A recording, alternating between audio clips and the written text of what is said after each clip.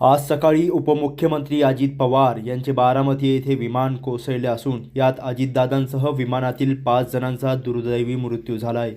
त्यामुळे संपूर्ण राज्यासह अजित पवारांचे जन्मगाव असलेल्या अहिल्यानगर जिल्ह्यातील देवळाली प्रवरा येथे शोककळा पसरली आहे.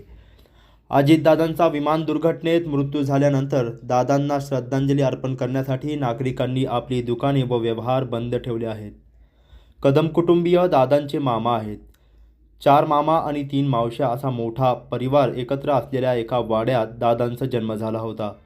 दादांचे बालपण देवळाली गावात गेलं आणि मामे भाऊ बहिणी यांच्याबरोबर लहानाचे मोठे झाले.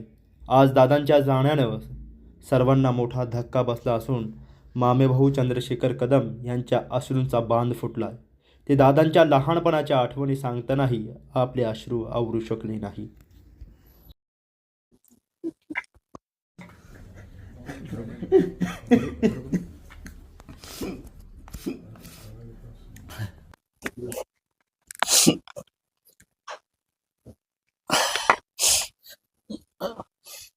अतिशय अतिशय दुःखद अशी ही घटना आहे. काय तुमचं खरं तर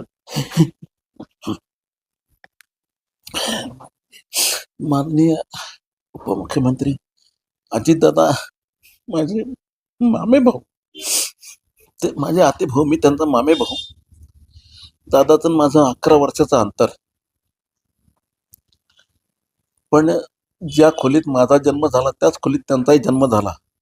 आणि मी स्वभावाने रागीट, ते थोडेसे स्वभावाने रागीट होते. पण तशा अर्थानं एक अत्यंत कार्यतत्पर आणि कुशल असं संघटक हा उपमुख्यमंत्री या नात्यानं आपल्या महाराष्ट्राला मिळाला होता. दादा गेल्यामुळं पवार कुटुंबियाची तर खूपच मोठी हानी झाली, परंतु आमच्या सर्व नातेवाईकांची सुद्धा प्रचंड मोठ्या प्रमाणावर हानी झाली. अजितदादा दुर्दैवानं कॉलेजला असताना त्यांचे वडील वारले. त्यावेळेस त्यांनी खूप कष्टातनं दिवस काढले. गायांचा गोठा होता, सगळी कामं त्यांनी केलेत, स्वतः केली. नंतर पवारसाहेब सीएम झाल्यानंतर आणि कॉलेज सुटल्यानंतर पवारसाहेबांच्या आमदारकीचे सगळे कामं ते बघू लागले.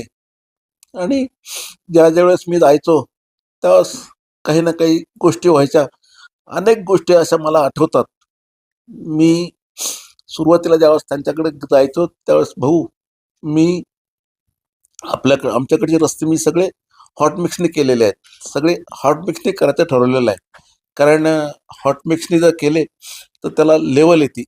आपण जर हाताने मॅन्युअली केले तर त्याला लेवल राहत नाही. म्हणून मी सगळे त्यावेळेस हॉट मिक्स हा प्लॅन नवीनच निघाला होता, ते तंत्रज्ञान. आणि त्याचं खूप ॲडव्हान्स टेक्निक त्यांना नेहमी अवगत करून घ्यायचं आणि त्या पद्धतीने काम करण्याची सवय होती. तद्वतच एकदा असंच बसलो आम्ही गप्पा मारत. भाऊ त्यावेळेस तर ते खासदारही नव्हते आणि आमदारही नव्हते. भाऊ बारामतीला मी सगळे VIP रेस्ट हाऊस घेतलेले आहेत, म्हणून घ्यायचं ठरलेलं. नाही तर काय व्हायचं, अधिकारी आले मोठे आणि आपण त्यांना भेटायला गेलो तर रात्री त्यांना VIP गेस्ट हाऊस नाही म्हणून मग पुण्याला मुक्कामाला जायची घाई असायची. आणि म्हणून मी सगळे ठरवलंय आणि सगळे VIP गेस्ट हाऊस सगळ्या खात्याचे, इरिगेशन असेल, B&C असेल, वन खातं असेल, या सगळ्यांचे VIP रेस्ट हाऊस इथं करून घेतले की जेणेकरून त्या ठिकाणी मोठे अधिकारी आले का आपण त्यांच्याशी चर्चा केली. संध्याकाळी त्यांना गप्पा मारायला बसलो.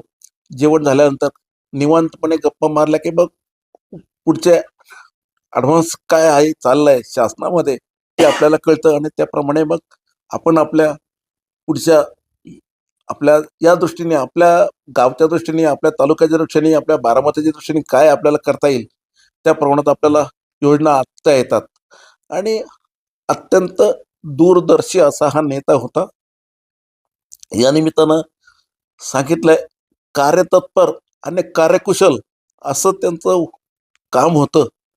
आणि खरं म्हणजे माझ्या आमदारकीच्या काळामध्ये सुद्धा माझ्या आमदारकीचा कार्यकाल जो बहरलाय तो केवळ अजितदादांच्यामुळे बहरला असं म्हटलं तर वावगं ठरू नये. मी माझ्या देवळालीचे जे जे कामं त्यांच्याकडे घेऊन गेलो, त्यांनी कोणत्याही माझ्या देवळालीच्या कामाला कधीच नाही म्हटलं नाही. किंबहुना मी दादांना भेटलो, की "दादा तेवढं ते सांगा, माझं काम झालं पाहिजे." म्हणजे मला आज आठवतं, सगळेजण नाव काढतात, की देवळालीची पाणीपुरवठा योजना अत्यंत चांगल्या पद्धतीने चाललेली आहे. 17,60,00,000 योजना मला 11 कोटी लागत होते. दादांच्या बालपणीच्या काय आठवणी आहेत? त्याचं इथं येणं, खरं तर 6 महिन्यापूर्वीच दादा इथे आले होते. कसं त्यांचं बालपण गेलं आणि देवळालीशी कसा त्यांचा घरोबा राहिलाय? काय आहे, तर दादा त्यांचा मेळावा होता म्हणून इथे आले होते आणि माझं नुकतंच त्यावेळेस ऑपरेशन झालं आणि दादांना थोडंसं उशिरा कळल्यामुळे मी पुण्यात असूनही दादांना भेटता आलं नाही. दादांना उशिरा कळल्यामुळे त्यांची माझी भेट होऊ शकली नाही.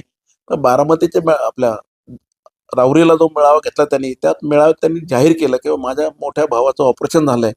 मला त्याला भेटता नाही आलं आणि म्हणून तुम्ही आता कोणी देवळालीला येऊ नका. मी आता त्या माझ्या मोठ्या भावाला भेटायला जाणार आहे आणि भेटून नंतर परत जाणार आहे. आपण कोणी माझ्याबरोबर येऊ नका. आणि सातत्यानं म्हणजे मला आठवतंय, तर त्यांनी सांगून ठेवलेलं असायचं, एक तर बारामती आणि देवळाली अशा 2 ठिकाणी त्यांनी त्यांचे सगळे पी-ए किंवा जे बॉडीगार्ड आहेत, त्या सगळ्यांना सांगून ठेवलं होतं, की "बुवा तुम्ही बारामतीला असताना पण दादांच्या बरोबर कोणी बॉडीगार्ड समोर दिसायचे नाही त्यांच्या." तसंच इथे पण देवळालीला होतं. देवळालीला बॉडीगार्ड आजूबाजूला असायचे, पण त्या समोर कोणी दिसायचं नाही किंवा जवळ कोणी थांबायचं नाही. त्यांनी सांगून ठेवलं होतं, "देवळाली हे माझं आजोळ आहे. मी सगळ्यांना या ठिकाणी ओळखतो. ते सगळे मला ओळखतात. त्यामुळे इथे मला काहीच भीती नाहीये." देवळालीच्या सगळ्या गल्लीबोळा मला माहीत आहे आणि या निमित्तानं त्यावेळेस मामांचं गाव म्हणजे पूर्वी मामांच्याबद्दल खूप आत्मीयता होती, प्रेम होतं आणि म्हणून आमचे खरं म्हणजे वडील, 4 भाऊ आणि 4 बहिणी. त्यावेळेस आम्ही सगळेजण उन्हाळ्याच्या सुट्टी असेल, दिवाळीची सुट्टी अशी मोठ्या सुट्ट्या असायच्या. त्या सगळ्या सुट्ट्यामध्ये देवळालीला यायचे. सगळेच आमचे मामे भाऊ आणि आमचे आत्ते भाऊ हे सगळे आम्ही एकत्र मिळून खूप दंगा करायचो, खूप मजा करायचो. असायचे आमचे आणि सगळेजण आम्ही एकत्र खेळायचो आणि प्रचंड तशा तर सुट्टी म्हणजे आमचा धिंगाणा असायचा आणि प्रत्येक सुट्टीमध्ये दादा या ठिकाणी यायचेच. दादा किंबहुना म्हणजे सगळेच मामे भाऊ या ठिकाणी यायचेच. या निमित्तानं अ, एक गोष्ट मला आठवती. दादा लहान होते. आमच्या आत्याबाई डिलिव्हरी करता आल्या होत्या आणि दादांच्याकडनं दादा वरती बसले होते जिन्यावर. आमच्या आत्याबाई खाली होत्या. त्यांच्या डोक्यात अजितदादांच्याकडनं वीट पडली. त्या त्या डिलिव्हरी करताच इथे आल्या होत्या. वीट पडली आणि 8-10 दिवसांनी त्या आमच्या आत्या डिलिव्हरी झाली त्यांना. सगळ्यात शेवटी शेवटची डिलिव्हरी होती त्यांची. तर दादा लहान असल्यामुळे असा कुठला विषय चालला महिलांचा का, "अगं बाई हिला मूल होत नाही." अरे मूल होत नाही. मग त्यांना सांग म्हणजे दादा सांगायचे, "त्यांच्या डोक्यात वीट टाकू का मी? लगेच मूल होतं." असं त्यांना त्यावेळेस म्हणजे लहान असल्यामुळे त्यांना वाटायचं की बाबा मी वीट टाकली म्हणून आईला बाळ झालं. ज्यांना म्हणजे त्यांचा स्वभाव त्यावेळेस इतका म्हणजे खरं म्हणजे अ, आणि मला आठवतं गोट्या खेळायला लागले एकदा. तात्यासाहेब म्हणजे आमचे मामा किंवा अजितदादांचे वडील. अजितदादांचे वडील त्यांना जायचं घाई होती. गाडीत जाऊन बसले. तात्यासाहेब म्हणले, "अरे अजित चल ना, एवढं डाव होऊ द्या. मी सगळ्यांच्या गोट्या जिंकून घेणार आणि मग मी निघणार आहे." आणि त्यामुळे तात्यासाहेबांना त्यावेळेस तिथे किंवा त्यांच्या वडिलांना त्यावेळेस तिथे अर्धा तास थांबावं लागलं आणि दादांनी सगळ्यांच्या गोट्या जिंकल्या आणि नंतर मग ते वडिलांच्या बरोबर बारामतीला गेले. पहिल्यापासूनच अजितदादांचं काम स्वच्छता असेल अ, किंवा कोणत्याही गोष्टीत जर बघितलं आपण, तर दादा पूर्ण त्याची माहिती घेणार, सगळी माहिती घेऊनच ते त्यात उतरणार.